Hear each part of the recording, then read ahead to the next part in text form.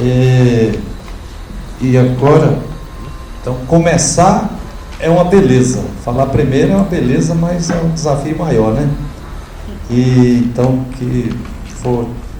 só lembrar aqui o seguinte, ó, eu trouxe aqui de propósito, porque diz que os irmãos de rua andam sempre com o saco, né?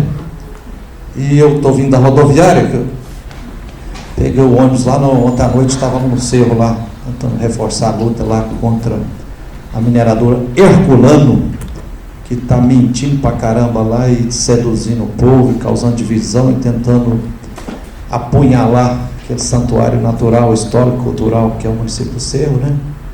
Então eu vim direto da rodoviária para cá. E a outra coisa é o seguinte, eu preferi falar em pé, porque eu acho que é uma história de luta, e luta a gente faz de pé, né? E como diz Joviano e tantos outros sábios aí, se a gente fica de joelho, os opressores aumentam. Se a gente fica sentado, diminui. Mas se a gente levanta, os opressores diminuem. Se a gente mete o dedo na cara deles, eles tremem, né? Se a gente pega uma mão firme assim, e a outra aqui com o celular filmando, os opressores, aí eles tremem mais, né?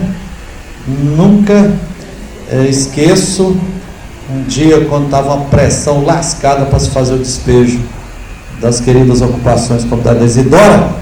Aí, meio nos bastidores, eu fui conversar com 3 coronéis da PM de Minas, e cheguei lá, para estranheza minha, um disse, os outros 2 confirmaram que a maior arma que a PM tem é o celular. Eu falei, uai, então não é aquela tranqueira. Eu falei, uai, o povo das ocupações também pode ter um celularzinho, então nós temos que aproveitar essa arma, nós temos que esticar essa arma nossa para ser mais forte, né? Mas, minhas queridas e meus caros, olha, para chutar inicialmente aqui uma história de luta, eu sei que é tanta coisa. Primeiro, eu acho que a gente tem que lembrar assim que Belo Horizonte nasceu com o pessoal invadindo aqui o Curral del Rei, e aí já gerou, para cada invasão vem uma ocupação, aí já começou a ocupação na cola, né? Então tem, na história de Belo, nós estamos aqui, a propósito do seminário, é falar das ocupações dos últimos 10 anos, mas eu acho que a gente tem que ver essa pré-história, esses germes aí, que tem vários tipos de ocupações acontecendo em Belo Horizonte ao longo da sua história, né? Tem um que eu posso chamar assim de ocupações históricas, que estão desde os primeiros dias, quando alguém invadiu para montar a capital, aqui já teve a ocupação resistindo. Tanto é que aqui, em frente ao INCRA, no Alto Afonso Pena, tem a ocupação ali que resiste até hoje. E tem outras por aí, né? Se tem a contorno e 80%, 90% da cidade já está fora, então foi muita ocupação, né? Que está aí principalmente fora do entorno.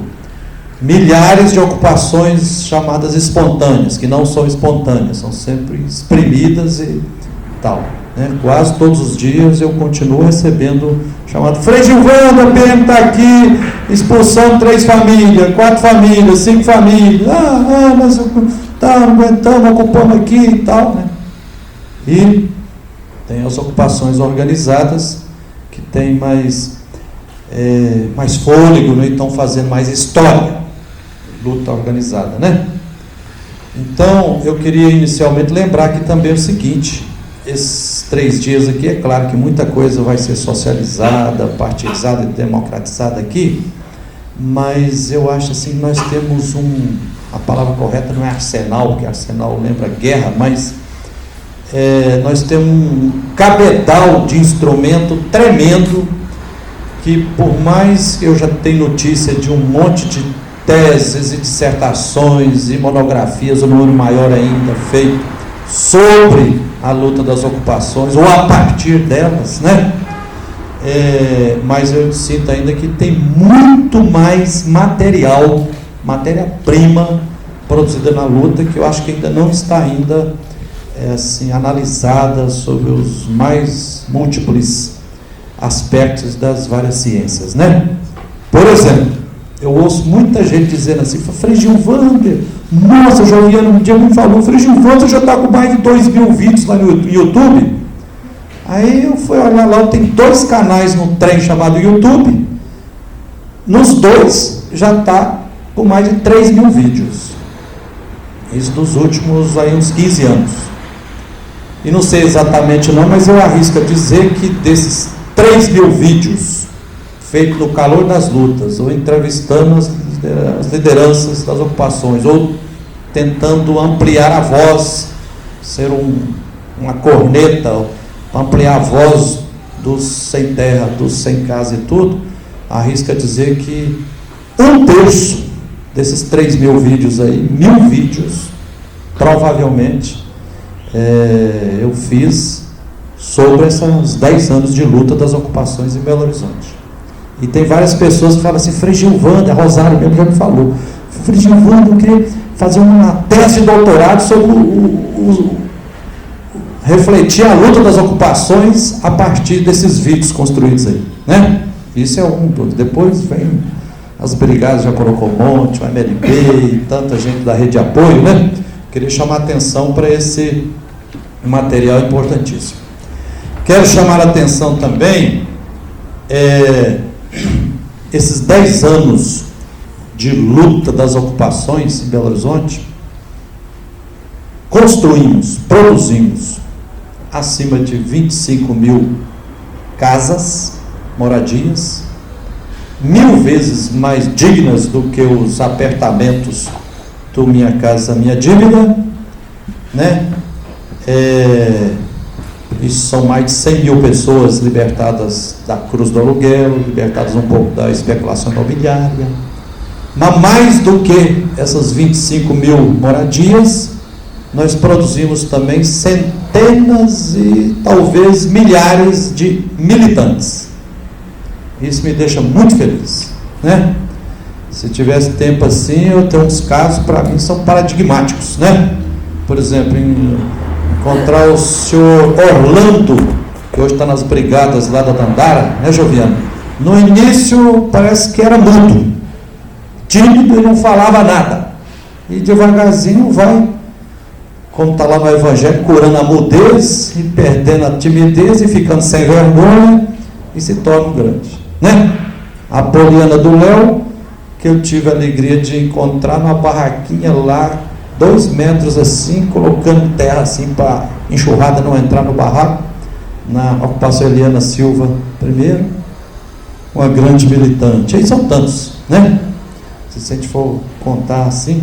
Então, esse processo de como que assim a luta bem organizada e aguerrida, mais do que essas condições materiais objetivas de casas e libertações, criam pessoas novas, lutadoras, né? Isso me deixa muito feliz.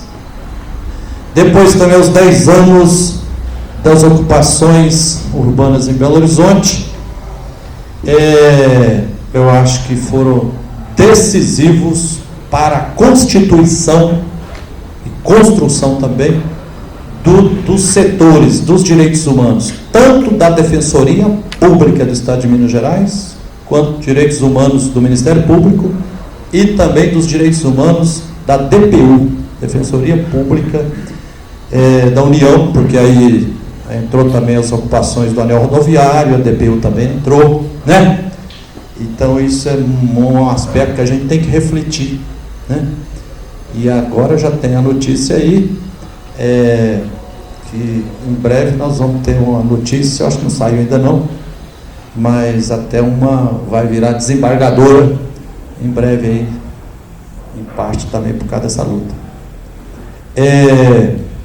Os 10 anos de luta também fez acontecer no Conselho Superior do Ministério Público de Minas Gerais, né, um conflito de competência, que aí nós tivemos que lutar muito e conquistamos, isso acho que é um paradigma importante, expulsamos a promotora Cláudia Ferreira, uma promotora do capeta, né, Joviano? Ela não era promotora do Ministério Público, era promotora do Ministério Privado, defendendo os interesses do Márcio Lacerda e da consultora direcional, e aí nós fomos lutar, ela era continua ainda, né, no patrimônio e urbanismo, né, junto com e aí tivemos que lutar muito, e aí a chave que nós encontramos foi uma maravilha que Joviano e outros aprenderam com a comuna lá de São Paulo, que nós tínhamos que apostar em construir ocupações urbanas, e nós tivemos que demonstrar que a ocupação da Andara era urbana.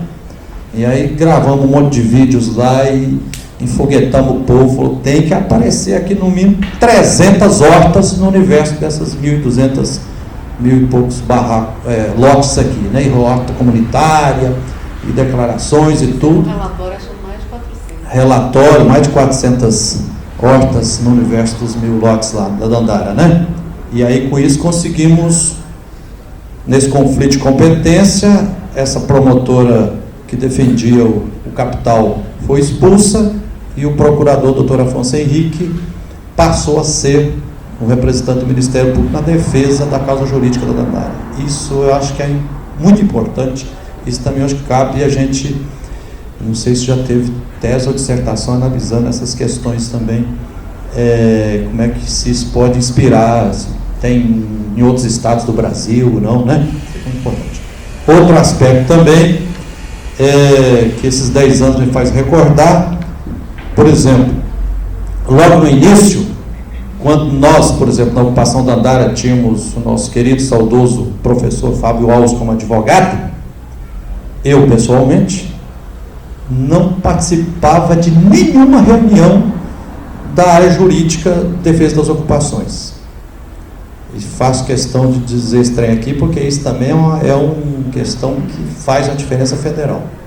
Mas quando desencadeou-se o conflito de uma hipotética negociação com a construtora modelo e o juiz da vara civil, etc., sobre a ocupação da Andara, e aí, infelizmente, o professor Fábio Alves estava tendendo a aceitar um acordo de merda, que era assim, mais ou menos assim, vamos prometer para vocês 250 apartamentos para entregar daqui a 3 anos, e com isso vocês caem fora para a gente construir.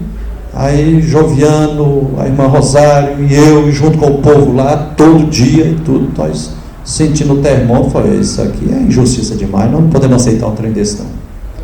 E nós resistimos. O professor Fábio Alves elegeu a irmã Rosário, Joviano e eu como os arqui-inimigos, e disparou e-mail aí, tentando retirar parte da rede de apoio, que nós seríamos responsáveis pelo massacre, que estava batendo as portas, que nós éramos intransigentes, não sei o quê. E aí ele abandonou a defesa jurídica. E o Joviano e a Maria do Rosário de Oliveira Carneiro estavam terminando o curso de Direito, tiveram que assumir ainda, dando os primeiros passos do processo, né? Depois chegou o Luiz Fernando e tal, né? E aí daí para cá foi um divisor de águas. Por que eu estou narrando isso? E depois eu acho que isso aqui tem 2 coisas importantes que eu queria fazer memória. Uma é essa, que daí desse conflito para frente, aí nós tivemos pressão até, por exemplo, da doutora Cleide, da Pomuceno. Não, Frigilvando, eu acho que a gente tem que aceitar essa negociação, vamos fazer um consórcio, vocês devolvem a metade do território da Dandara, a condutora fica com a metade. Eu falei, doutora Cleide, não aceitamos esse trem, não. Nós não entregamos nem um pau no terreno. Então, aí ela colocou a viola no saco, mas perdemos o professor Fábio, e daí para frente, foi um divisor de águas, porque aí eu senti a necessidade, eu acho que nós, a coordenação, né, dos movimentos que estavam acompanhando e tudo, sentimos a necessidade que a gente tinha que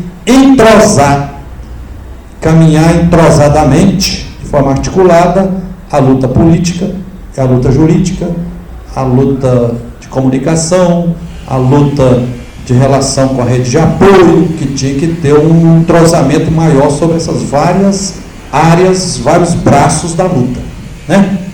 E daí para cá eu pessoalmente comecei a participar praticamente quase todas as reuniões do jurídico também, e eu acho que isso se tornou escola também quando chegou Thais Lopes e o coletivo Margarida Alves para as ocupações da Isidora, isso já estava consensuado que a luta jurídica tinha que andar misturada, articulada, juntinho, entrosada, ouvindo com as coordenadoras, os movimentos e tudo. Esse é um aspecto também que eu acho que é um dos segredos que garantiu muita luta aí. É claro que, e aí isso tem também os chutes na canela, que nós demos e ganhamos aí, mas fruta de uma busca coletiva, todo mundo estava querendo acertar, né? Beleza. Recordo também, nesses 10 anos de luta, se teve essa mudança no Ministério Público, teve outra mudança também no tribunal, que foi a questão, e aí eu acho que foi uma descoberta da luta também, que eles entram com reintegração de posse, aí os advogados, o defensor faz o agravo de instrumento, mas nós não vamos ficar lutando só na vara civil, nós temos que entrar com uma ação popular, um ACP, uma ação civil pública, pela Defensoria Pública, ou pelo Ministério Público, ou ação popular pelos advogados populares, para inverter a ordem, o povo parar de ser, o povo das ocupações deixar de ser réu e passar a ser autor de uma ação. Esse eu acho que é uma coisa que merece a gente refletir também, porque aí eu acho que isso fez avançar a luta também. E chegou no ponto que quando criou um conflito, aí criou outro conflito no tribunal, que o juiz, por exemplo, no caso da ocupação da Andara, e também todas as ocupações do Barreiro, né, Eliana Silva, Camilo Torres, Irmã Dora, teve esses conflitos, o juiz da vara civil mandou despejar, e Defensoria e o Ministério Público com ação civil pública, com acompanhamento dos advogados populares, não, aqui tem que ser preservados os direitos sociais e tal, dos ocupantes e tal. Aí chegou até um momento, por exemplo, eu uma vez fui junto com a doutora Ana Cláudia conversar com Márcia Milanês, que era a terceira vice-presidente do tribunal na época, depois ela passou a gente para um outro tal de, acho que chamava Herculano, por ironia da história, o nome da mineradora trágica lá. Frei João, nós temos que ver isso aqui, eu vou conversar com o juiz, porque de fato, se tem um conflito entre a vara civil e as varas públicas, então já tem uma recomendação do CNJ que nesse caso de conflito, então vai para a vara pública, porque lá no estado do Rio de Janeiro, bem-vindo quem está chegando, porque lá no Rio de Janeiro também teve um conflito lá, que um juiz civil mandou prender o juiz da vara pública e vice-versa, porque decisões discrepantes.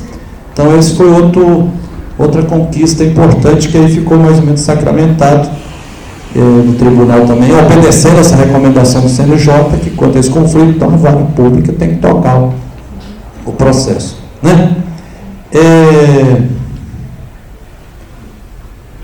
Outro aspecto que eu queria lembrar aqui também, que nesses 10 anos de luta, claro que nós fomos aprendendo muita coisa. Se a gente for olhar assim a evolução, o desenrolar das ocupações, né? Então, falando 10 anos aqui, 10 anos, voltando para trás, da 9 de abril de 2009, a ocupação da Andara, mas esses 10 anos aí também tem que relativizar, porque antes da Andara teve Camilo Torres, né? 16 de fevereiro de 2008, né? Um ano antes. Então, assim, a gente tem que reconhecer que, em parte, Dandara não nasceu do nada, não. Dandara é mãe inspiradora de muitas ocupações, mas Dandara também é filha, em grande parte, da ocupação Camilo Torres, né? Tanto é que tinha um ônibus do povo da Camilo Torres lá, ajudando a fazer a Dandara. Foi chovendo, né? Então tem essa engrenagem aí. Se a gente voltar mais para trás, teve todas as experiências de lutas aí nos últimos 20 anos e tal. Mas o que eu queria sinalizar aqui, e aí no desenrolar, e aí chegou junho, a Rita lembrou muito bem aqui, os companheiros do Luiz Estrela, junho de 2013. Aí eu acho que nós fomos convidados para a gente dar um salto de qualidade na luta das ocupações urbanas, que foi quando a erupção das queridas ocupações comunidade da Isidora, né? E aí eu queria recordar algumas coisinhas rapidinho, que para mim são marcantes. Primeiro que aí, um belo dia, eu estava lá na ocupação da Andara, a Zoca, lá da ocupação Rosa Leão, chegou lá, Frei Gilvão, socorro, porque nós estamos fazendo uma ocupação lá na Rosa Leão, não chamava Rosa Leão, não tinha nem nome, né? Vai lá e tal. Aí eu fui para lá. No dia seguinte, no mesmo dia, eu liguei para o defensor, o doutor Lucas Simões, né? E ele foi comigo no segundo dia. Aliás, uma coisa que eu tenho engasgado comigo, e isso eu sinto que nem o MLB, nem as brigadas ainda não mordeu essa isca para valer, mas eu acho que nós estamos perdendo terreno, que para mim está virando uma questão de honra. Eu estou entalado até aqui, ó. Nós temos engolido, assim, sem muitas lutas, a retirada dos defensores Lucas Simões, a doutora Cristiane, a doutora Flávia, né? Da área dos direitos humanos, Gorgozinho antes, que ficou todo estressado, sozinho e tudo, e acabou ele indo lá para o sul de Minas lá, porque não aguentava tanta pauleira aqui, né? Então, e nós temos que fazer essa autocrítica. Nós, os movimentos, as ocupações, nós fomos muito tímidos. A gente tinha que ter ocupado não sei o que, a defensoria, ocupado a cidade administrativa, não podia ter deixado encolher os direitos humanos da defensoria como fizeram. Como está os direitos humanos do Ministério Público também, é desse tamanhozinho. E aí, quando eu fui lá, um dia eu quase quebrei um pau com aquela que era Cristiana, defensora geral, né? Falei, mas por que só 4 no direitos humanos? Ah, não, mas porque o civil precisa de 33, o criminal de 33. Eu falei, não, é injusto ter 33 defensores e só 4 aqui, ué. Vocês estão priorizando feijão com arroz, o individual, está errado. Isso é defensoria clientelista, né? Que não transforma, tem que priorizar os conflitos coletivos. Então, acho que a questão que eu queria concluir é o seguinte: para mim é uma questão de honra, tem que lutar para voltar esses companheiros. O setor dos direitos humanos da defensoria tem que ser ocupado por defensores que têm de fato vocação, paixão, opção de classe pelos povos, e não pode ser por defensores tímidos, moderados, que dão a canseira danada na gente. Além disso, nós estamos também apanhando, porque nós não abraçamos para valer ainda a luta para se criar a defensoria, como é que chama? Ouvidoria externa da defensoria, né? Tá só os advogados populares aí, Rosário, Thales e mais alguns aí, as minhas lutando, mas nós não abraçamos esse tempo para valer, nós estamos perdendo terreno com isso. Aí, mas sobre o que eu queria falar do salto lá, então, das ocupações da Isidora, porque aí no segundo dia eu chamei o doutor Luiz Simões, ele foi, aí já na primeira semana a Bela Gonçalves e o Bruno Cardoso foi, né? Mas depois a história tem todos os meandros, né? Coincidiu que a Bela foi para Portugal tocar o mestrado, doutorado lá, e a Bela ficou lá quase 6 meses, e eu fiquei, gente, falo isso aqui não é para acusar não, mas assim, eu acho que o seminário desse aqui não pode ser só assim, louvação, nós temos que curtir as belezas, né? Fazer autocrítica, o que tiver de contradição e limite, a gente tem que aprender com as, né? Mas eu recordo muito bem que eu fiquei, grosso modo, assim, uns 4, 5 meses, no ouvido do Joviano, do Rafael Bittencourt, e de mais algumas das brigadas, e do MLB também. Gente, vamos para as ocupações da Isidora, porque fosse a primeira semana eu fui na Rosa Leão, a segunda semana aí aquele que é o quilombola lá, Mangueiras. não, o que era o negro que estava na ocupação Esperança, foi o primeiro, Pajé, foi o primeiro que me ligou, Frei Gilvander, aí passou o telefone para a Edna, aí foi na segunda semana, na terceira semana eu já estava na ocupação Vitória. Mas em síntese assim, pode ser que eu esteja errado, mas eu tenho a impressão que tanto as brigadas populares, depois dessa ida na primeira semana passageira, mas ficou uns 4, 5 meses sem abraçar a causa mesmo para valer, o MLB chegou bem depois também. Se nós tivéssemos chegado mais antes, a gente poderia ter organizado mais, porque quanto mais a gente atrasa o processo de organização, vai aumentando os problemas, os individualismos, os lotes errados, né, um grande ou pequeno, vai encavalando tudo. E aí, mas em síntese que eu queria falar, teve esses limites, mas eu acho que o grande êxito, uma maravilha que foi, algo histórico, paradigmático, eu acho que deve inspirar e inspira tantas lutas. Eu acho que foi nós termos tido a grandeza de costurar a união, a unidade, a luta conjunta, né? Com as Brigadas Populares, o MLB, CPT, chamar o Coletivo Margarida Alves e costurar os arquitetos, professores, estudantes e as várias áreas, a grande rede de apoio.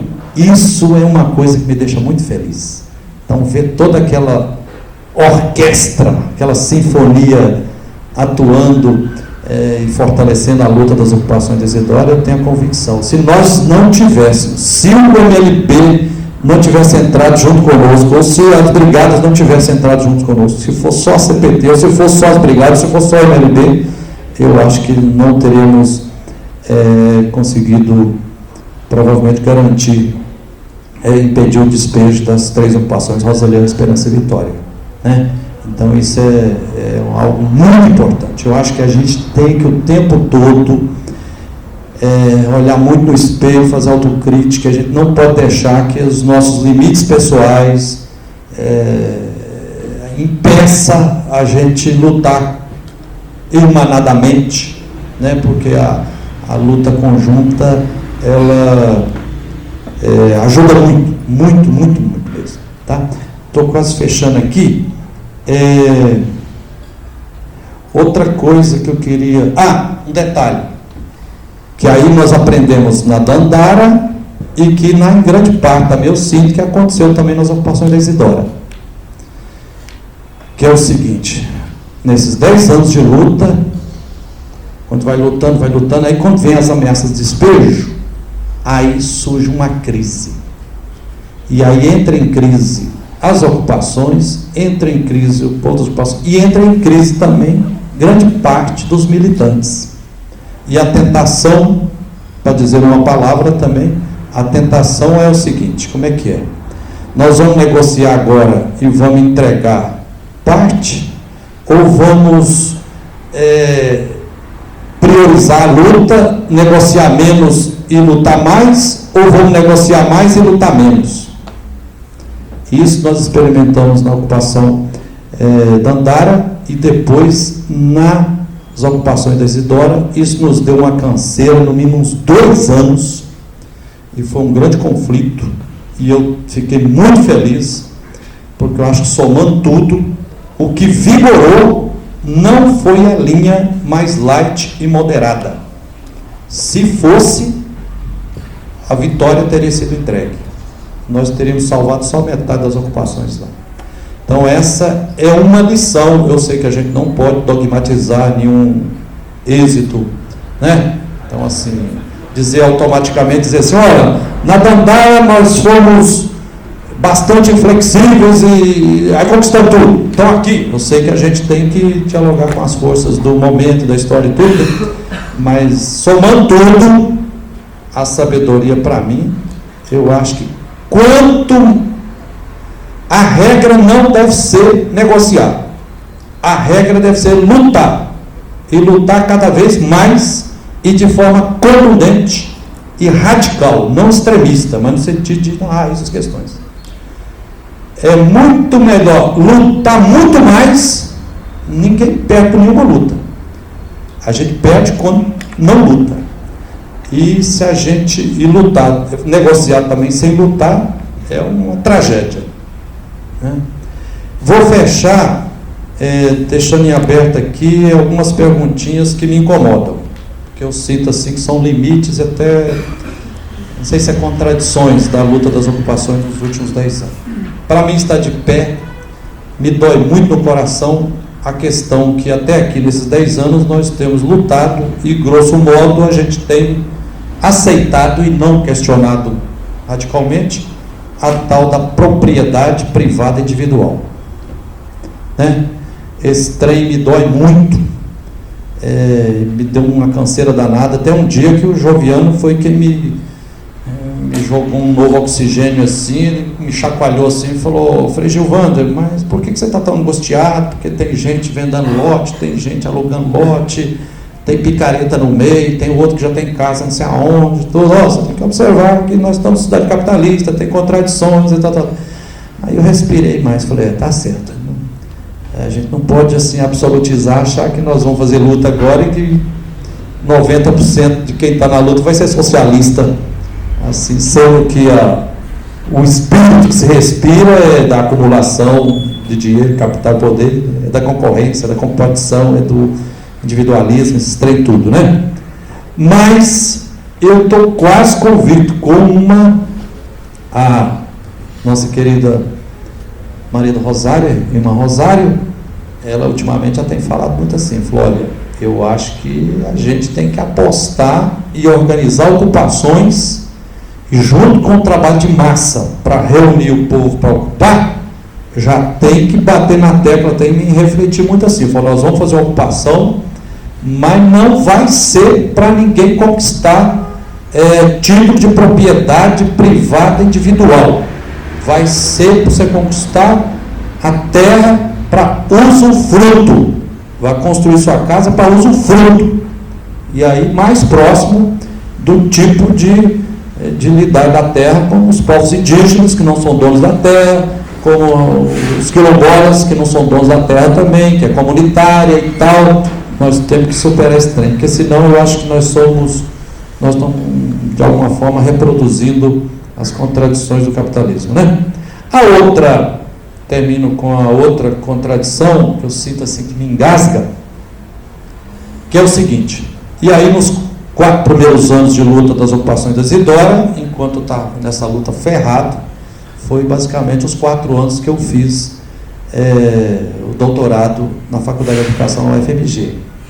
E eu comecei com o meu projeto, era luta pela terra, no campo e na cidade, enquanto pedagogia de emancipação humana.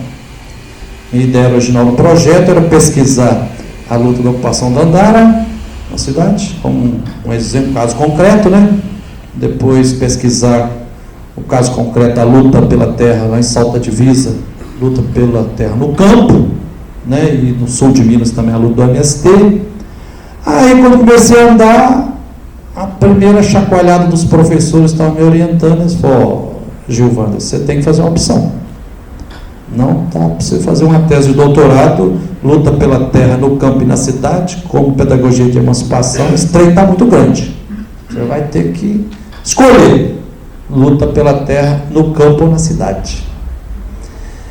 E aí foi com um pouco de dor no coração, mas eu tive que escolher luta pela terra no campo enquanto pedagogia de emancipação humana. E eu abandonei essa pesquisa de doutorado, a pesquisa da ocupação da Andara, como eu tinha, fiquei só no campo. Por que eu estou fazendo menção a isso aqui? Porque eu acho que aqui é outra coisa que é uma tentação, porque quem mora na cidade, quem é movimento urbano, a gente tem a tentação conjuntural ali, sociológica e tudo, de mais do que priorizar, quase que absolutizar só as lutas urbanas. E eu, até por isso que os companheiros e as companheiras devem estar sentindo falta minha em presença mais frequente em várias ocupações aí, mas porque depois, quando eu senti que as ocupações da Isidora já passou-se, deu bye-bye para o risco de despejo, eu estou voando. Eu voltei grande parte e estou dedicando para a luta pela terra no campo.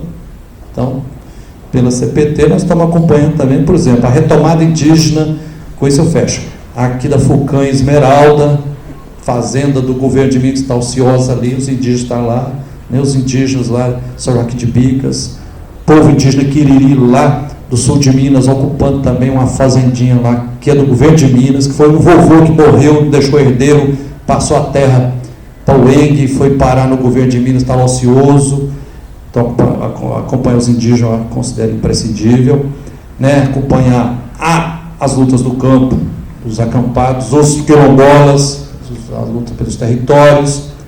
E a última coisa também, eu acho que os movimentos urbanos, e aí os professores, estudantes também, nós não podemos ficar só na cidade, tem que lutar pela terra, no campo, fortalecer a luta dos povos tradicionais, entre todos, quilombolas, indígenas, ciganos, até os ciganos nós estamos acompanhando, né? Ciganos e os pescadores e vazanteiros, etc. E tudo, os povos indígenas, e também a luta contra as monoculturas, agronegócio e agora a desgraça toda aí das grandes mineradoras que estão colocando em colapso as condições objetivas materiais de vida, né? Então eu espero que esse seminário também seja assim para a gente socializar isso e refletir. Eu acho que quanto mais a gente irmanar, entrosar essas várias lutas aí, vai gerar mais do que casa, vai gerar terra, moradia, dignidade, preservação ambiental, gente nova. Obrigado.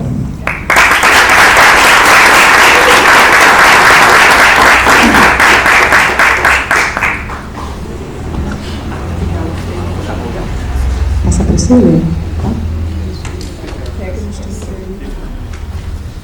Tem alguns arquivos. Vai aquecer o pessoal. Então também vou falar de pé. Bom dia para todas e todos. Bom dia, gente. Bom dia! Beleza. É o seguinte, eu já fui apresentado, meu nome é Leonardo, para não me conhecer. Eu sou morador da ocupação Eliana Silva, lá no Barreiro. Atuo no MLB, né? Sou da Coordenação Nacional do Movimento de Luta nos Bairros, Ilhas e Favelas.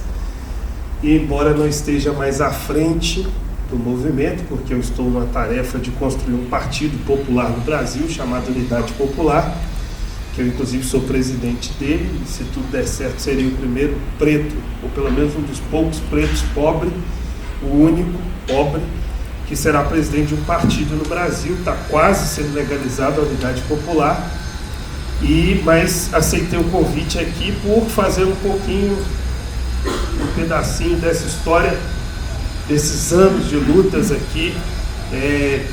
Não só eu, mas o MLB, inclusive, faz parte desse processo. Só o arquivo aí, é esse mesmo. Esse está em PDF? Pronto, beleza.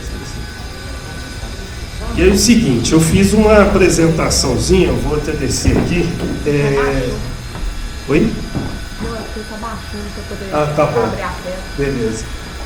Vai lá. E aí eu fiz uma apresentaçãozinha para poder tentar lembrar vários aspectos aí da luta e do que o MLB compreende que seja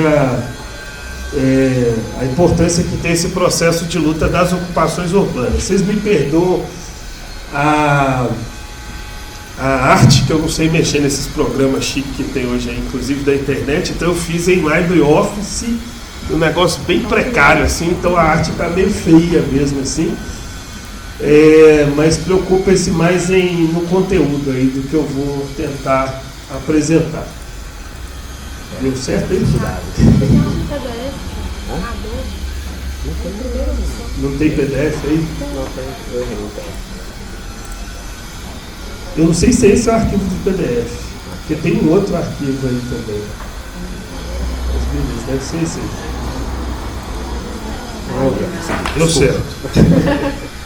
Beleza, então pode passar. E aí o seguinte, primeiro, o que o MLB... O MLB é um movimento nacional, atua hoje em 15 estados, fez 4 congressos nacionais, vai fazer o 5º congresso agora em setembro. E nas teses do movimento a gente entende a luta das ocupações. Por que a gente faz ocupação urbana? Não é porque a gente gosta, né? A gente até gosta também, mas não é o principal que a gente gosta. A gente faz porque ela é a luta que mais mobiliza a gente e que a gente mais consegue canalizar a gente para a luta que a gente chama, que é a luta pela reforma urbana. Tem setores da academia que não acreditam mais nesse termo reforma urbana.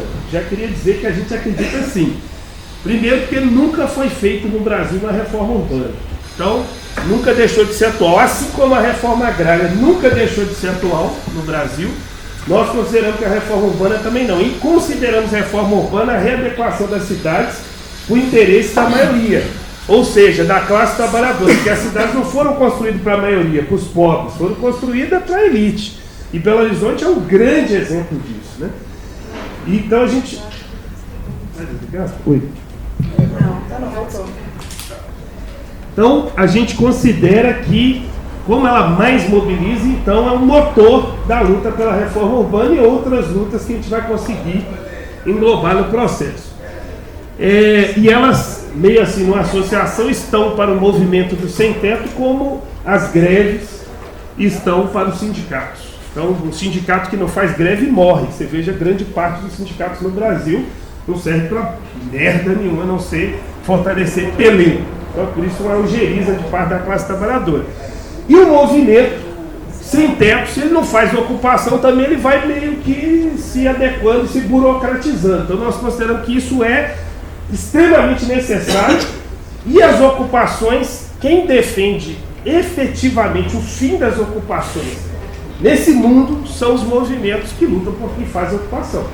Porque quando a gente vai parar de fazer ocupação? Quando todo mundo tiver moradia. Enquanto não tiver, continua tendo ocupação.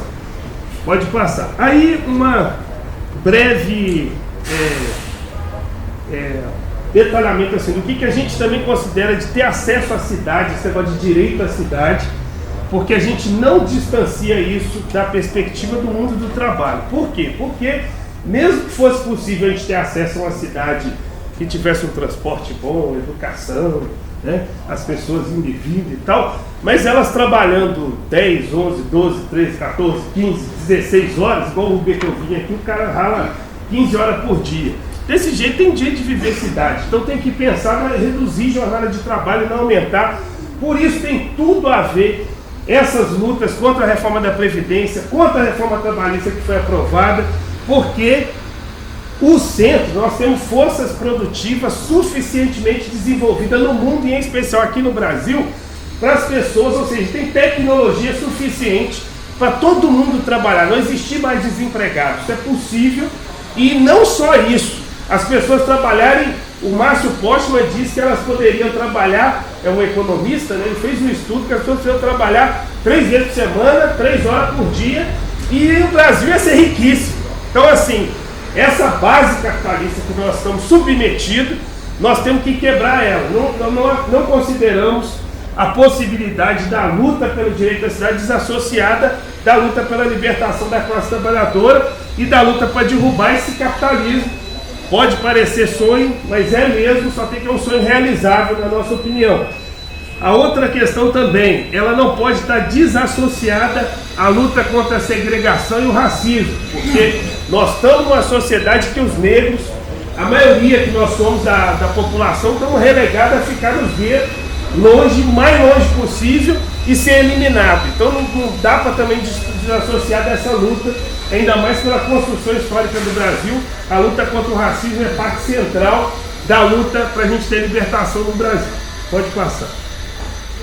Foi uma introdução rápida para entrar na situação aqui de Belo Horizonte. Primeiro, por que explodiu a ocupação aqui em Belo Horizonte? Porque a política habitacional do município de Belo Horizonte faliu no início dos anos 2000. Há quem diga que faliu até antes, mas eu acho que ali, quando entra na virada da década de 90 para 2000, aí degringolou.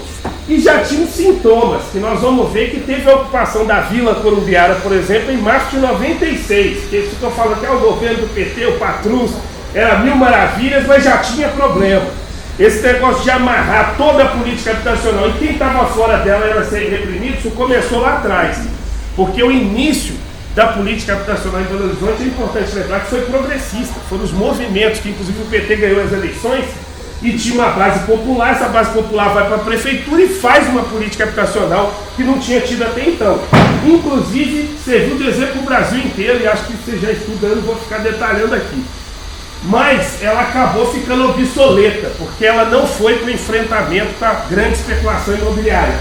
E cá entre nós, não existe política habitacional sem enfrentar os ricos donos das terras. É impossível ter política habitacional efetiva se não fizer isso. E aí fica isso que virou Minha Casa Minha Vida, né? Então tem que enfrentar a especulação imobiliária. Se não fizer isso, vai dar com burros na água. E isso foi a política habitacional aqui. E ela fez assim, em torno de 1.100 unidades, isso é dado oficial, inclusive, está ali, ó, de 93 a 2016, isso é dado da prefeitura.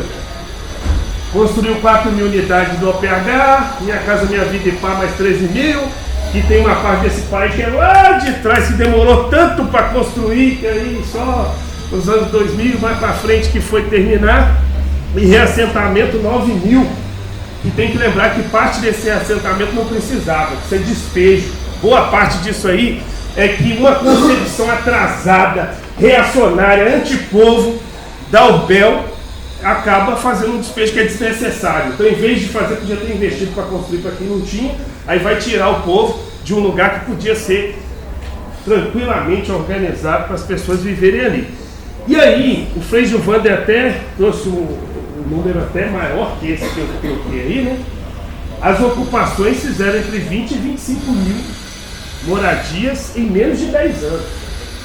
Aí o que aconteceu aqui em Belo Horizonte? Passou a ser política habitacional, a família que queria morar com o que ela fazia para ocupação. Isso que começou a acontecer. Uma das cidades que mais teve ocupação no Brasil está aqui em Belo Horizonte. Então esse efeito a gente viu. E você vê que isso é um dos grandes problemas que foi esse Márcio Lacerda, porque ele enterrou o pouquinho que tinha de positivo, que era o OPH, ele acabou com isso. Então o município tinha recurso próprio para moradia, isso era um avanço, aí acabou com isso. E você vê que a atual gestão, porque ficou falando bem aí do Calil, tem 2 anos de gestão e não tem política habitacional em Belo Horizonte até hoje. Não existe, não tem. Não tem. Então você vê o caos que nós estamos vivendo, porque a gente às vezes considera bom o que não faz, né? Pelo menos não está fazendo, aí bom, que ótimo, né? Porque não é o Bolsonaro, não é fascista, então a gente acha que o negócio está bom, mas não está. Uma cidade, a terceira capital econômica mais rica do Brasil, não tem política habitacional. Então isso é gravíssimo. Pode passar, por favor. Desafios que a gente considera. Primeiro, a campanha de criminalização, principalmente a partir do governo Bolsonaro, isso já existia antes, né? Quem acompanha a luta pela moradia já sabe que nós somos. A tentativa de criminalização das lutas populares, ela já vem de um tempo, mas cresceu muito, porque nunca o chefe do executivo no Brasil fez tanta, assim, talvez na ditadura, né? Dessa dimensão, tanta propaganda anti-ocupação, anti-movimento, poucas vezes a gente viu isso na nossa história. Ausência de política habitacional. Então eu falei daqui de BH, mas esse problema ele é nacional, né?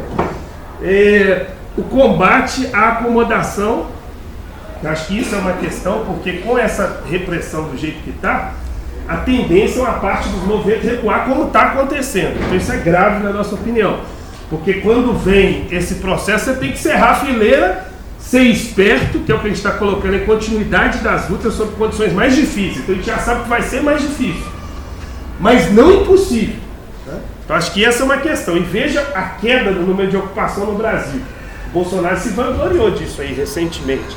Nós tivemos 3 ou 4 ocupações no Brasil esse ano, só para ter uma ideia. Inclusive, a primeira ocupação do Nordeste foi com o MLB, fez há um mês atrás. A gente fez uma ocupação lá, o pau quebrou, mas a gente teve conquista.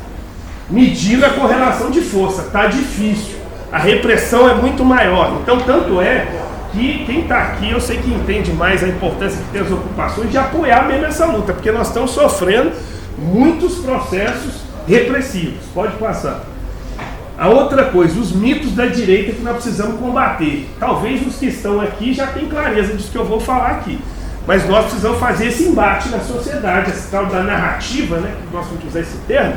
Nós temos que fazer esse enfrentamento. Primeiro, nosso inimigo é a grande propriedade. Parece coisa óbvia, mas nós precisamos falar isso. Nós não temos problema com o seu Zé da esquina, com o seu apartamento. Não quero isso, eu quero a grande propriedade. Nosso inimigo é grande propriedade. Aí, não vou ocupar sua casa. É de você dizer esse negócio. Infelizmente, nós estamos numa época que o óbvio precisa ser dito. Então nós não vamos ocupar a casa de ninguém. Não vamos ocupar apartamento. Não me interessa o apartamento vazio, interessa o prédio inteiro. Esse resolve o problema. Por quê? Porque a gente tem muita família, não adianta. Eu vou lá com 200 famílias, ocupo um apartamento, como? Não consigo entrar, pô.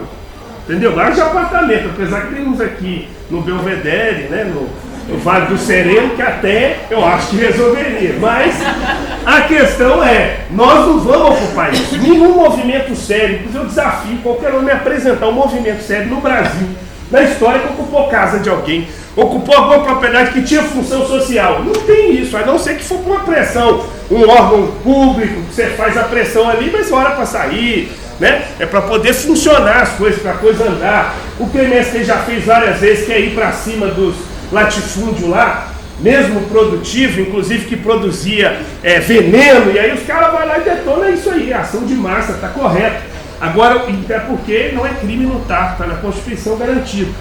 Mas isso é importante a gente falar. Inclusive, quem rouba a propriedade no Brasil são bancos. Isso também são dados oficiais. De 2014 para cá, a Caixa BB, Banco do Brasil, Itaú, Bradesco e Santander roubaram 70 mil moradias de pobre. Aí sim, isso aí rouba a terra. Esses roubam propriedade, esses sim. Nós não. Nós, inclusive, lutamos para que as pessoas tenham o direito de morar. E quando ocupa uma propriedade que está abandonada, que não cumpre função social, está mais que certo a gente fazer. Pode passar. O aumento da repressão, então o Frei Gilvander falou do campo, né? Quem mais está sofrendo? Esses dados aí da CPT até 2016. A coisa está pior. Depois disso está pior. Não tive tempo para poder pegar os dados mais atuais, se o Gilvander tiver. Mas a situação é bastante grave. Pode passar. Eu vou resumir agora. Aí, aumento de despejo, repressão, aquele caso da Gabi, que até hoje, inclusive o tenente que comandou a ação, não sei se todos sabem isso aqui que aconteceu em Mário Campos, um despejo em 1º de maio de 2017, um despejo extremamente violento, e essa menina, ela tomou um tiro, que ela perdeu 8 dentes, até hoje está fazendo tratamento, fizendo campanha, ela está fazendo tratamento.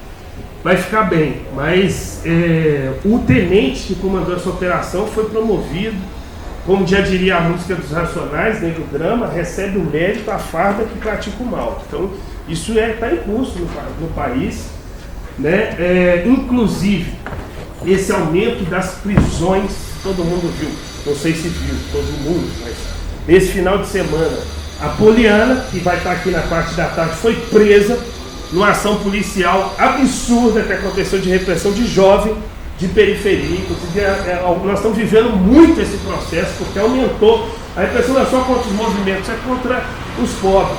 E uma repressão que estava acontecendo, inclusive que um dos meninos é irmão dela, ela foi acompanhar ele na UPA, que ele estava sendo conduzido, e ela foi presa, porque ela é do MLB. Não foi por isso, não foi por outro motivo, porque ela, a liderança, estava lá, entrou e foi presa. É isso. Então, a situação é muito grave, né? Inclusive, esse discurso do Bolsonaro, é importante lembrar que ele lidera energias altamente reacionárias, fascistas, né? Esses campos estavam tudo aí já, porque quando acabou a ditadura não teve punição nenhuma para os generais, para aqueles que mataram, torturaram, estupraram, arrebentaram, não aconteceu nada, então imagina com os policiais. Então essas forças que estavam adormecidas, elas estão se manifestando. Então é uma situação muito séria. O que a gente está vendo, assim, o cotidiano, principalmente nas periferias, inclusive onde a gente mora, onde eu moro, a situação está muito apertada, inclusive a polícia fazendo revista. Enfim, é um negócio absurdo, assim, botando arma na cabeça de menino, é um negócio que cresceu muito a repressão e nós não podemos aceitar essa situação. Então, essa reação, ela precisa ser mais efetiva ainda, na nossa opinião. Pode passar. Aí tem umas imagens das manifestações, das lutas, pode passar aí.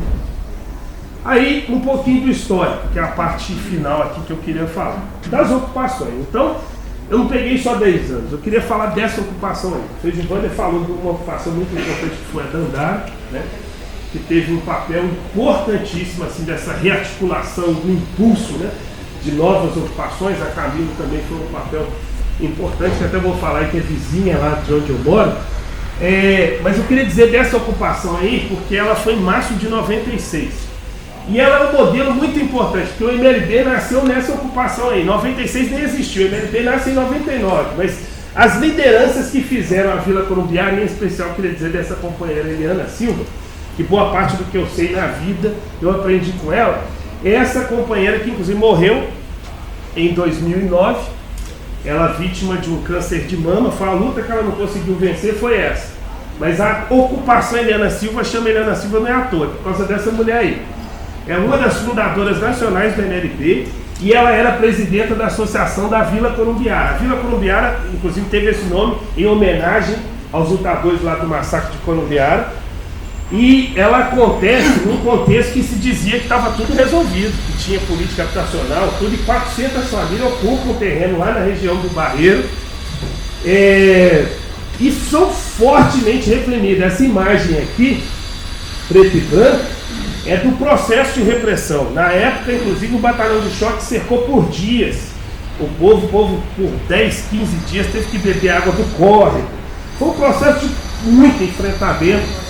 E na época, é claro, na época também tinha resistência. Então a dona Helena Greco, por exemplo, que era vereadora do PT, foi para dentro da ocupação, a senhora, e falou: se for despejar, vai despejar comigo aqui dentro. E foi para o enfrentamento, muitos religiosos, muitos estudantes, muitos apoiadores, e aquele enfrentamento foi vencido pelo povo. E a Vila Corumbiara é um exemplo. Aquela imagem ali de cima é o coral das crianças da Vila Corumbiara, que cantavam músicas revolucionárias. Esses meninos estão tudo mais velho que eu agora. Mas, enfim, então é uma história muito rica, e foi uma ocupação que saiu da lona e virou um bairro regularizado. Hoje, inclusive, tem título de posse, que é coisa que é raríssima. Tem favela de 80, 90 anos que não tem, sofre por isso, que apesar disso que o Frei Givander falou, tem pleno acordo da propriedade social coletiva, que é essa nossa luta, mas a legislação não dá espaço para isso. Até tem umas brechas hoje, mas não tem. Então, se a pessoa não tem um título de posse, pelo menos é o que a gente acumulou até aqui, a propriedade ali, o risco de despejo é gigante. É muito pior, porque assim, aí os caras desapropriam igual eles fazem com essas vilas e paga nada, paga migalha. Quando você tem título de posse, aí vai ter que valor de mercado. Para tirar é muito mais difícil, o processo demora mais, a resistência é muito maior. Então o que a gente acumulou, até a gente ter condição da propriedade coletiva. E a Vila Corumbiara é um exemplo, tá lá, é um bairro. E eu acompanhei, eu era do movimento estudantil na época, eu acompanhei uma parte importante da luta a partir dos anos 2000.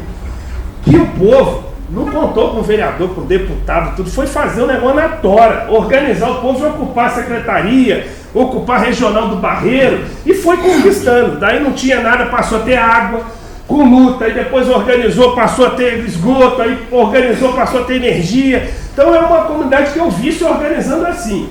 Então o MLB segue essa trajetória. Então o que a gente faz hoje é muito inspirado no que a gente viu nessa história da Vila Corumbiara. Então isso é um guia para nós, inclusive a nível nacional. Todo o espaço que a gente tem, inclusive nacional, a gente sempre lembra a importância que tem a Vila Corumbiara e a Eliana Silva. Pode passar. Aí uns exemplos, né? Aquilo que eu estava falando de política habitacional, imagina as famílias nesse início dos anos 2000 ficassem ouvindo a ladainha da prefeitura de que ocupar errado e que tem que ir para a política habitacional. Esse terrenão aí tá tudo vazio, né? Tinha na verdade duas ocupações bem antigas ali, que é a Horta 1 e a Horta 2, saía lá no Vale do Jatobá. Isso aí é onde a gente chama hoje de Vale das Ocupações. Hoje tem 8 ocupações nisso, mas isso aí é lá de 2002. Aí pode passar, inclusive esses dados disciplinar, a professora Marcela que passou para mim, querida professora. Aí o seguinte, tá ali, ó, 2009, foi 2008, né, a Camilo Torres. Isso, essa imagem é de 2009, ou seja, já tá ali a Camilo no meio do vale. E aí tinha ali Camilo, a Horta 1, que é aquela um pouquinho mais embaixo, e a Horta 2 ali também no meio do mato. É isso, o resto ali é um vale de empresa, né? Essa região, é importante dizer que é uma região que foi destinada para construção de empresas. Esses terrenos todos aí eram da CDI, antiga CDI, depois se tornou Codemig, e foram doados para particular para eles fazerem empresa. Né? Aí o que rola? Os caras tinham no contrato previsto 1 ano para construir, ou mais de 1 ano. Se eles não conseguissem no primeiro ano, tinha até 2 anos. Se não construísse, no contrato ele tinha que devolver o terreno. O governo do estado tinha que fazer isso, pegar de volta. O governo do estado não só não pega, esses caras não só não devolvem, e é um dos maiores processos de grilagem de terra urbana do Brasil. Tá nessa região aí, porque não é só essa área não. Esse entorno aí tem muita grilagem de terra, mas é muita mesmo. Inclusive, do Mensalão, o Marcos Valério está envolvido nesse processo. Tem altos bancos, tipo o Bradesco, que está... Quando a Defensoria Pública abriu uma ação civil pública, Aí foi estudar a cadeia dominial desse tempo, fomos descobrindo os absurdos que aconteciam nessa região. E como foi possível isso vir à tona? Com o povo pobre ocupando essas terras. Então isso aí inclusive é um exemplo para mostrar para as pessoas que esses proprietários não é pobre coitado que ele trabalhou a vida toda para poder ter aquele espaço, e chega esse pessoal baderneiro e invade o terreno dele. Então, esses caras, inclusive onde está a Eliana Silva, exemplo, eles não tinham direito nenhum sobre aquela propriedade. E a gente ocupou. Então a gente deu função. E uma região que estava prevista para ser toda de empresa, agora hoje tem boa parte de moradia. E aí pode passar. Essa já é imagem de 2013, aí tem a Irmã Dorothy, que foi de 2009. O Joviano está aí para poder, mas acho que foi isso, 2009. E a Eliana Silva. Então a Dorothy abaixo da Camila. A Dorothy em março de 2010. De 10. Então pronto, então tem que operar aí para 2010. Ela está abaixo da Camilo, é aquela extensão, parece que é uma ocupação só ali no meio, a Camilo Torres, mas aí embaixo é a Irmã Dorothy. Aí ela acaba colando com a horta lá embaixo, que é a horta 1. E aí depois aconteceu a Eliana Silva, que é essa que está aqui. Primeiro nós fizemos naquele outro terreno lá de cima que está abandonado. Aí é um fato histórico importante, porque foi um despejo em 2012, na verdade 11 de maio, não é isso? 11 a 13. Foi véspera dos Dias das Mães de 2012, foi a primeira vez que a Polícia Militar usou esse tanque blindado que é usado para invadir favela no Rio, passou a ser inaugurado aqui, o Caveirão, foi inaugurado na ocupação de Eliana Silva, num despejo extremamente violento de 350 famílias. A questão é que de lá nós resistimos, mantivemos o núcleo central das famílias, reorganizando, e 3 meses depois a gente ocupou a 1 quilômetro, que é onde está ali, essa Eliana Silva que está aí agora. Então, essa região acabou sendo ocupada. Aí vamos passar o próximo. Já pega 2014, a Nelson Mandela, aquela parte ali de baixo, tem 400 famílias. Isso foi no carnaval de 2014. O povo foi, a gente até brincava que era o bloco da lona preta. O povo juntou e ocupou o terreno no meio do carnaval. Segundo dia do carnaval, não tinha nem polícia direito. Foi bem legal, porque a polícia estava ocupada com o carnaval, o povo ocupou. Foi um negócio legal, demorou 3 dias para a polícia conseguir chegar. Quando chegou já estava bem consolidada a situação. E foi um momento muito interessante e que fortaleceu esse vale. Então veja que o vale foi crescendo. Se essas famílias todas aí estivessem esperando o discurso da prefeitura, como é que ia ser? Pode passar aí. E aí a gente tem hoje, né? São 8 ocupações, porque aquele terreno que está vazio ali, na negociação da Carolina Maria de Jesus, que é a ocupação que era aqui do lado, vizinha de vocês, a gente colocou esse terreno na negociação para retomá-lo. Então, e a gente deu o nome de Manuel Aleixo. Então está começando, ainda é um trabalho que não está concluído a negociação, mas é a 8ª ocupação desse vale. E hoje a gente tem um trabalho nessas comunidades todas e a gente está trabalhando para no futuro, pode passar, ser isso aí, ó. Apesar que ali ainda tem uma adequação para fazer. Na parte de cima é o Parque das Ocupações, que é um projeto que a gente está trabalhando com a disciplinar aqui, para em pouco tempo fazer um parque que dialoga profundamente com as ocupações, inclusive quebrando essa ótica de que os pobres invadem área de preservação, que não cuida de meio ambiente. Pelo contrário, e no futuro tem altas nascentes aí no meio, 3 em especial. Nossa ideia é que na parte lá embaixo, que tem o córrego, em 2030 a gente possa estar nadando nesse córrego lá, represar ele, e aí convidar todo mundo também já para ajudar, né? Porque a gente nadar no córrego lá embaixo. Por quê? Porque o nosso projeto é que a Copasa ligue esgoto de todo mundo. Então não vai ter mais sentido jogar aqui o esgoto no córrego, então vai ser possível limpar a água e a gente represa lá embaixo e nada no córrego. Então esse é um projeto, nós estamos debatendo esse projeto com essas comunidades, porque isso iniciou na cabeça de alguns. Agora a gente está transformando. Então começou um processo de plantio na Paulo Freire, que eu também não falei, que em 2015 teve a ocupação Paulo Freire, mas a frente tem aí. E aí a gente começou um plantio, vamos fazer agora em agosto na Eliana Silva. Então a gente está replantando, inclusive, várias espécies que não podem ser tiradas. Então se não pode tirar as espécies, o povo que está ali também, né, que está junto. Aí esse parque ele invade as ocupações, então ele está dentro, ele está no nosso dia a dia. Então é um projeto para nunca mais a gente sair dali, nem essas espécies, nem nós vamos preservar e virar um espaço mais bonito do que é hoje. Então essa luta nossa é um projeto para chegar lá, né? Pode passar. E eu queria citar só alguns momentos históricos para mostrar a importância da radicalidade, da luta mesmo, da resistência, que o Feijubanda exaltou isso. Eu queria falar, por exemplo, como é que a gente conquistou a água na Eliana Silva?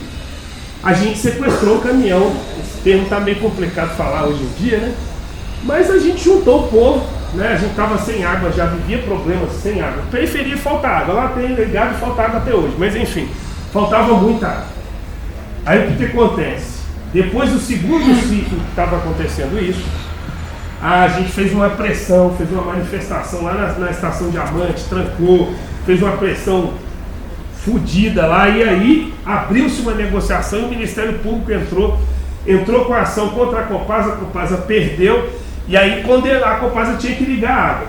Só tem que a Copasa, para burlar o processo, ela começa a fornecer caminhão-pipa. Caminhão-pipa você não pode nem encher caixa d'água, então é um negócio cabuloso. Aí teve um segundo, um terceiro ciclo que faltou água de novo 10 dias nas comunidades. Imagine a situação, né? Famílias, pessoas doentes, enfim, crianças, e sem água. Aí o caminhão-pipa entrou dentro da Eliana Silva. Quando ele entra, um olha para o outro assim e fala: beleza, essa ideia, vamos segurar esse caminhão aqui até... Aí vão, juntou todos aí, cercando o caminhão, falou: motorista, por favor, você pode descer. Tratamos ele muito bem, que ele ficou apavorado na hora. O caminhão não sai daqui não. Liga para o seu chefe lá e diz que o caminhão não vai sair daqui. Ele ligou, o cara em pânico, ligou para a gente, falou: não, vocês não podem fazer esse poder. Liga para a Copasa e diga que o caminhão só sai daqui na hora que ligar a água. Pronto. Aí foi para a Copasa ligou para a gente, falou que a gente não podia fazer aquilo, que ia chamar a polícia. Ele falou: então chama que nós vamos meter fogo nesse caminhão. Já começou os meninos a juntar, pegar que podia, nós íamos meter fogo no caminhão. Eles: não, segura, então peraí, vamos ver. E foi rodando, até chegar no superintendente, no Rômulo na época, superintendente metropolitano da Copasa. Foi um dia inteiro de tensão. Agora nossa determinação era essa: não vai, só sai daqui na hora que ligar. Isso foi histórico. Porque nesse dia, o cara da Rômulo ligou no final da tarde e disse assim: liberem o caminhão que nós vamos ligar a água de vocês.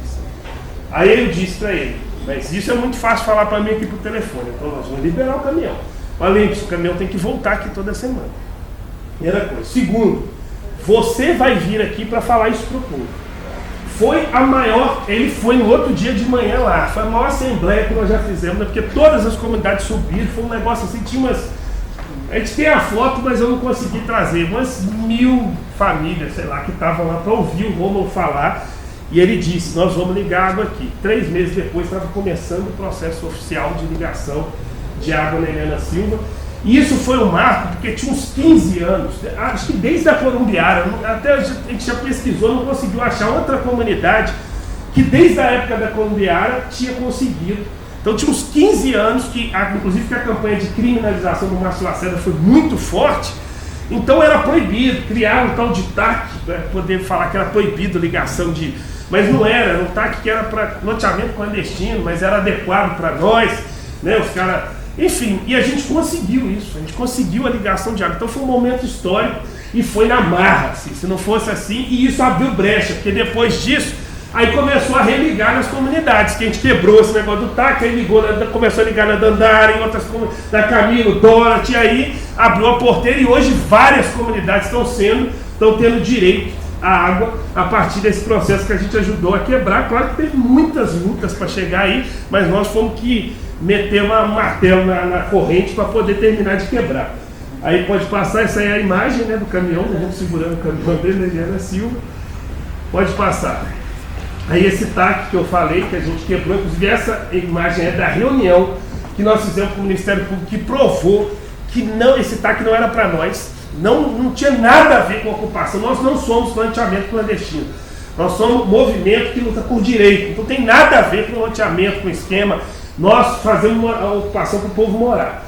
E desse jeito a gente quebrou, e aí a partir disso, mesmo sem o plano diretor estar aprovado, é importante lembrar isso, que fica esse discurso só quando tem o plano diretor, porra nenhuma, desculpa o palavrão aqui, mas nós ligamos muito antes do plano diretor estar aprovado, já teve que ligar na Eliana, ligou na Camila, ligou na Dorothy, ligou na Dandara, então não tem dessa de que não tem que esperar o plano, tem que esperar, não é o plano, tem que atender a necessidade que o povo tem. Então se o povo precisa, tem que fazer, é isso.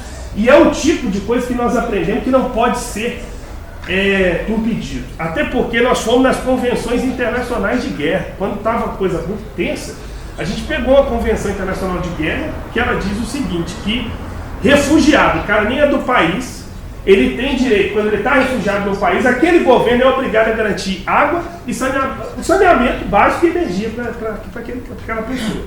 Então, se um refugiado, que nem é do cidadão do país, tem direito, como é que a gente está na terceira capital econômica do país, que tem milhares de pessoas que não têm direito à água e luz? Como é que pode um negócio desse?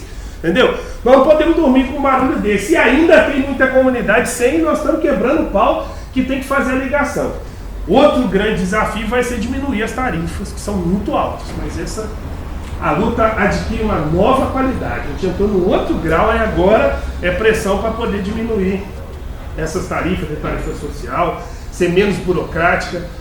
Em agosto de 2016 passou a ter iluminação, inclusive na Eliana Silva. Isso aí não foi fácil, porque mesmo a gente conquistou energia, mas o município que era responsável pela energia. Aí a gente ficou sabendo da audiência pública que ia ter seu plano diretor em agosto mesmo de 2016 na Câmara. Nós juntamos o povo e ocupamos a Câmara. E quando ocupou, pressionou o secretário lá do Márcio Lacerda, que eu me esqueci o nome dele, já estava lá, não teve jeito. Aí tal, vai ter que, já brigou e vocês vão ter que garantir energia. Foi no mesmo mês, foi coisa assim de 2, 3 semanas, estava botando a energia lá e com os votos essa iluminação foi possível graças também à luta que nós fizemos, que o pau quebrou lá na Câmara, mas deu resultado. E aí outros processos que nós temos também na nossa história aí que são importantes. Então a creche Tia Carminha, que a gente conseguiu fazer uma creche comunitária dentro da comunidade e funciona, está lá até hoje. Inclusive essa reforma aí, esse trabalho de ampliação concluiu e é uma creche que atende hoje 35 crianças, inclusive uma parceria com o Praxis aqui da Escola de Arquitetura, que foi muito importante, a professora Denise e a professora Marcela. Trouxe resultados muito importantes, inclusive processos de diálogo institucional, inclusive com a MEI. Então hoje as crianças que passam de 4 anos, elas não ficam mais na Tia Carminha. A Tia Carminha é tempo integral, então elas ficam metade do tempo, porque esse negócio do calhou aí também é outra balela, porque ele não resolve o problema, ele garantiu mais o MEI, mas o que ele fez? Era tempo integral, dividiu as vagas, então aumentou a vaga, né? Porque agora o menino fica metade, isso não resolve o problema. Pai que trabalha, mãe que trabalha, não resolve. Creche tem que ser, esse tempo integral deles ainda é pequeno, porque ninguém trabalha nesse período que eles colocam, tinha que ser de 7 da manhã até as 18 horas, no mínimo, para ter condição de um pai, principalmente as mulheres, conseguir, porque a maioria, infelizmente, ainda fica responsável pelas crianças. Então, isso é uma luta nossa. Mas agora a gente fez uma parceria com o MEI. Quando a criança passa de 4 anos, metade ela fica na Tia Carminha, metade ela vai para o MEI, né? Então, tem alguns avanços que nós estamos conseguindo e a creche está de vento em popa. Inclusive, convido todo mundo que não conhecer a ir lá conhecer essa experiência de poder popular. E nós estamos trabalhando gradativamente para criar uma outra creche, uma outra comunidade agora, para que essa experiência aumente e ela funcione sem nenhum centavo do poder público, né? Vale lembrar isso. Inclusive, a gente freou o processo de regularização, porque a prefeitura, se a gente fizesse do jeito que estava, ela ia perder a natureza popular. É uma creche do movimento, nessa discussão de educação comunista, aí, de escola sem partido. Olha, essas crianças aí são educadas em princípio socialista, e a gente acha que é muito bom fazer isso, e tem que fazer mesmo, e venha tirar. Vamos ver então quem é mais forte, tem que fazer isso, a gente acha que tem. Nós estamos usando diversos métodos pedagógicos baseados na experiência socialista, e acho que é por aí que a gente tem que fazer. Então, papel de movimento também é entrar nesses espaços, então acho que a gente também está buscando fazer isso. Pode passar, e outras vezes a gente pode trazer uma tia dessa da creche que ela fala melhor do que eu dessa experiência. Eu passo o Paulo Freire, que eu já falei, pode passar. Essa experiência da Isidora que o Frei Gilvander falou, eu só pincelei aí, não entrei em detalhe, mas isso aí é uma marcha, o povo sai a pé, lá das comunidades da Isidora até o centro. Foram 2 ou 3 marchas, né? 5 marchas. Então 5 marchas que nós tivemos para o centro. Chegou a ser 5%? Acho que foi. Porque teve cidade administrativa. Foi mais de 10 em total foi um monte. Mas enfim, tá aí. Essa é uma das marchas que chega no centro. Peraí, vamos com um pouquinho. Essa luta é o que é mais importante, uma correção do Frei Giovanni, porque é o seguinte, a gente atua desde o início na Isidora, Frei Giovanni. Porque eu estou lembrando o seguinte, a gente tem a jornada de junho de 2013. Elas são em junho, né? É jornada de junho, beleza, teve um papel importante. O povo da Isidora começa a meter o pé no barranco em junho, julho, eles começam a fazer ocupação. Então elas são resultado, inclusive, daquele processo da jornada de junho, que até hoje tem muita coisa importante para a gente aprofundar, porque tem gente que fica falando que a jornada de junho foi golpe da direita e não entender merda nenhuma do que aconteceu naquele processo. Mas enfim, inclusive que aqui, ela foi de esquerda, a jornada de junho aqui de BH, nós quebramos o pau, fizemos uma assembleia popular horizontal, não aprovamos que tinha bandeira mesmo, foi de esquerda e foda-se, é isso. Encoxamos o prefeito, governador, reduziu o preço de passagem, 200 cidades do Brasil reduziu o preço de passagem, então você não pode falar que isso é de direita. Essa pauta é de esquerda. Agora, é claro, a direita disputou, e óbvio, ela vai disputar todos os processos. Mas o que é mais importante aí é que essa luta, eu estava falando, corrigindo o Frei Giovanni, porque em julho a gente ocupou a prefeitura de Belo Horizonte. Quando a gente ocupou a prefeitura de Belo Horizonte, a gente tinha contato já naquela região do Zilá, que é colada com a Rosa Leão, e a Rosa Leão participou da luta. Teve gente da Rosa Leão que estava na ocupação da prefeitura, tanto que a gente fecha um acordo, a gente obriga o Márcio Lacerda a assinar um acordo que não ia despejar nenhuma ocupação por 6 meses. E a Rosa Leão está lá no acordo. Tanto é que a gente ajudou a segurar a Isidora, porque aí segura a Rosa Leão, não pode despejar, e aí ajudou 6 meses também, que o povo foi lá e construiu, ficou melhor. Então existiu isso em Tala desde o início. Claro que o tamanho da força que cada um foi jogando, aí foi no processo que a gente foi entendendo. 29, 30, agora o mais importante dessa luta da Isidora é o seguinte: nós derrotamos a costura direcional. A maior costura do Brasil. Até então, nós conseguimos derrotar ela lutando. Então esse foi, acho que, uma unidade grande com os movimentos que estavam e com o povo. E com mobilização de rua. Isso é o mais importante, mobilização do povo dentro das comunidades de rua e derrotou a direcional. Né? Então acho que isso é uma questão de fundo dessa luta que nós fizemos. E hoje estão lá as comunidades se desenvolvendo. E tem muita coisa ainda para poder fazer, porque aqui foi só a primeira fase. Pode passar. Léo, não quero te interromper de jeito nenhum, você tem mais 10 minutos. Ah, sim, mas eu acho que é só 5. A outra coisa é o seguinte: a ocupação Carolina Maria de Jesus foi uma ocupação no centro de Belo Horizonte.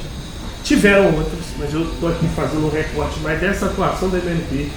Então, falando um pouquinho dela, que foi 200 famílias aqui do lado, alguns aqui acho que estiveram presentes lá nesse latifúndio aqui vertical que está aqui na Afonso Pena. Maravilhoso prédio, que disseram que tinha que sair rápido, porque tinha um projeto, está lá vazio agora.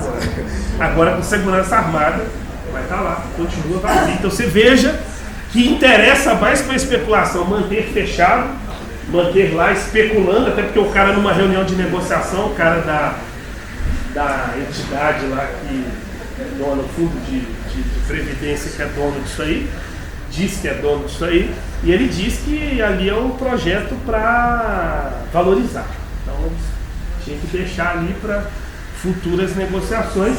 Nós trabalhamos muito para que houvesse desapropriação desse prédio, porque esse prédio era muito adequado para você transformar ele. É um prédio comercial, mas muito tranquilo, se adequar para moradia. Imagina nós morando na Rio Grande do Norte com Afonso Pena, 200 famílias pobres. É um sonho que nós vamos trabalhar. Por exemplo, você vai na Venezuela, tem altos processos desses. Povo no centrão mesmo da cidade, lá, construção dos projetos maravilhosos. Nós vamos chegar lá. Mas o lance é o seguinte: essa negociação, que é mais importante, que ela inaugura uma nova proposta de política habitacional. E o que a gente fez? Ofereceu o tal da Bolsa Família. Bolsa Família, Bolsa Moradia. Isso só, a gente sabe que não resolve nada. Então o que a gente propôs? Quanto à proposta? As bolsas moradia junta todas, elas vêm com o movimento em vez de ir com os indivíduos. E o movimento gera isso junto com as famílias. E aí o que a gente fez? Alugou um prédio no centro. E um prédio que nós não vamos sair dele. Evidentemente nós não fomos para lá à toa, que está lá na Rio de Janeiro, 109, um prédio que estava abandonado há anos. Então nós alugamos esse prédio, fomos para dentro dele, estamos usando parte do recurso para reformar o prédio, obrigamos pela lei do inquilinato que o proprietário tem que cuidar da maior parte, a gente só ficou com a parte elétrica, o resto é tudo dele, estamos obrigando ele a fazer. E as coisas que ele se negou a fazer, nós usamos vários processos, inclusive da lei do inquilinato, para a gente está sob responsabilidade dele, mas nós mandamos nas empresas hoje que fazem um trabalho de esgoto, de um monte de coisa, e vão usar, inclusive pela própria lei do inquilinato também, o recurso que nós gastamos lá com a Bolsa Moradia para ser parte do pagamento definitivo do prédio. E agora, com o plano diretor aprovado, evidentemente, nossa luta é para que lá seja a primeira ex no centro. Então nós estamos batalhando para ter moradia de pobre no centro, e isso reduziu o valor do terreno, e aí com outras pressões, o que eles devem de água, de luz e um monte de coisa que eu não posso falar aqui porque está em negociação, a gente conseguir ter a primeira ex no centro. Então, processo de luta, e a gente acha que é muito melhor do que ficar dando dinheiro de moradia individual para as pessoas, e isso vai no esgoto do aluguel, nunca mais volta, não tem benefício nenhum, e nós estamos investindo dinheiro que ele tem retorno. As famílias estão lá, e se isso tudo der merda, a gente fica no prédio e nós vamos sair. Pronto, porque lá também não é legítimo aquele cara que diz que é dono, não é mais porque deixou abandonado. Se os planos diretor fossem implementados, se o estatuto da cidade fosse implementado, nenhum prédio ficava vazio. Esse prédio está lá 15 anos vazio. Se tinha que ter notificado, como diz o estatuto das cidades, deu 5 anos, um abraço, meu irmão, desapropriar. E nenhum prefeito teve coragem de fazer isso. Esse cara fica falando que é bom demais, não fez e nenhum fez. Entendeu? Então, esses prefeitos também, de novo, aquele negócio que eu falei, se não enfrentar a especulação imobiliária, não tem jeito de fazer política habitacional. Prédio não falta vazio aí. Por que os povos não estão morando? Se está na lei, inclusive. Né? Porque às vezes a gente fala, parece que é coisa de comunista, é mesmo, mas parece que é isso, que é nós que vamos lá e tomar. Não, está na lei, porra. Tem estatuto da cidade, tem plano diretor, é para isso, podia desapropriar. Que prefeito faz isso? Entendeu? Então, esses absurdos nós temos que lutar para quebrar. E a gente está tentando com a Carolina Maria de Jesus, inclusive, não sair do centro, que esse povo more, que a vida desse povo melhorou muito. Tem alguns estudos que estão sendo feitos aqui, inclusive pela Escola de Arquitetura, mostrando isso. Esse povo tem, muitos nunca tinham ido no parque municipal. Criança de 9 anos que nunca tinha pisado no parque municipal. Não sabia o que era um cinema. Não conhecia a Praça da Liberdade. Não sabia um monte de coisa. E agora está gozando do centro, dessa estrutura que está aqui no centro organizada já. Então, essa é uma luta que nós não podemos deixar de fazer, e está em muito prédio ainda abandonado aí, nós vamos continuar a botar para quebrar. Para terminar, esse foi um outro momento muito histórico, importante, que foge um pouco dessa luta específica, vai para a área cultural, né? Que um documentário feito por militantes do MLB, um documentário que eles dão ao MLB, né? Principalmente. Inclusive tem estudantes aqui, por exemplo, a Camila Bastos, que é uma das que fez esse filme, chama Conte Isso àqueles que dizem que fomos derrotados.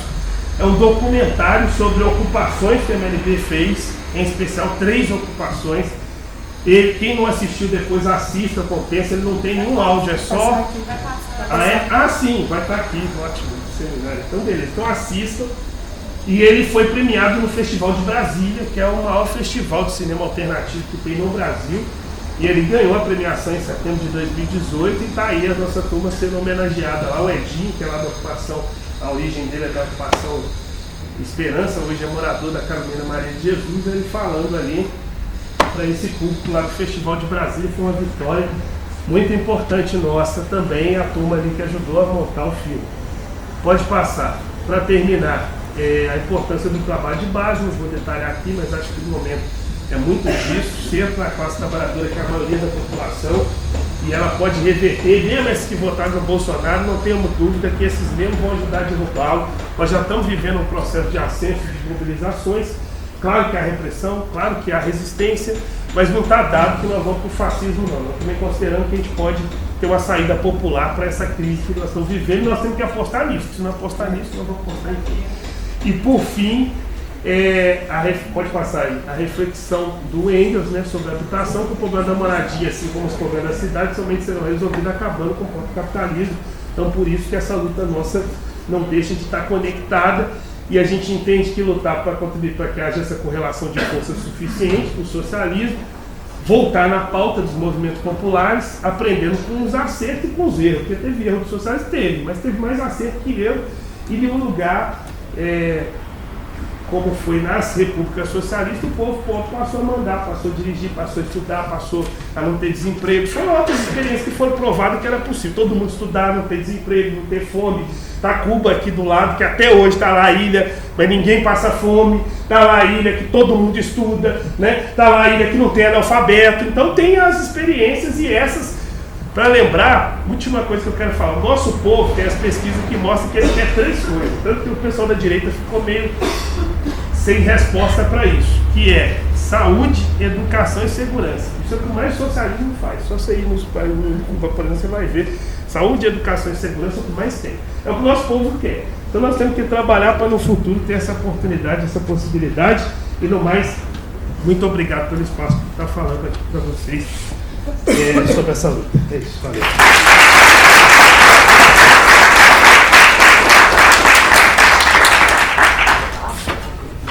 Muito obrigada, Léo. Léo.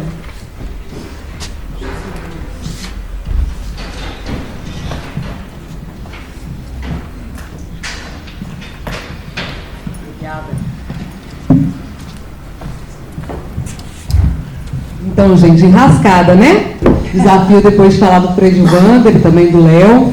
Frei Gilvander, que é um mentor político aí da militância desde sempre, uma grande inspiração para todos nós, né, Juliana?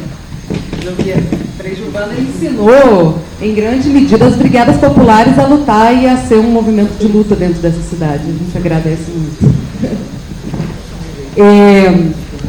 Bom, pessoal, bom dia para todo mundo. Bom dia! Eu acho, primeiro, saudar a iniciativa desse seminário aqui. A gente ficou muito refletindo a necessidade de fazer, de fato, um balanço histórico do que tem sido esse último ciclo de ocupações urbanas em Belo Horizonte. Entendendo que as ocupações urbanas